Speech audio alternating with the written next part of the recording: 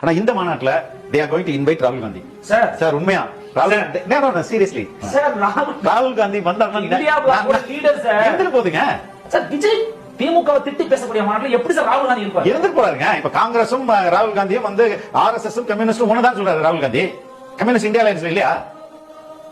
இல்ல கேக்குறேன். ஒரு தடவை அந்த விக்ரம் மேலே ஒரு இடத்துல வந்து இந்த கூட்டணி கணக்கு ஜெயிச்சுக்கிட்டு இருக்கீங்கன்னு விஜய் சொன்னது, நீங்க திரித்து என்ன சொன்னாரு? உங்க கூட்டணி கணக்குகள்லாம் தவிடுபடியாகும் சொன்னார் இல்லையா? இல்ல நாட் ஜோக்கிங். நான் இதை தொடர்ச்சி அவங்க நம்ம காங்கிரஸ் மேல சாஃப்ட் கார்னர் இருக்கு, காங்கிரஸ் கூப்பிடுவாரு, காங்கிரஸ் கூப்பிடணும் இப்படிலாம் பேசிருக்கோமா இல்லையா? நம்ம புதுசா சொல்லியே. It is happening, it will happen. அது it is in the hands of Rahul Gandhi whether to accept or not into it. But they are going to make an effort.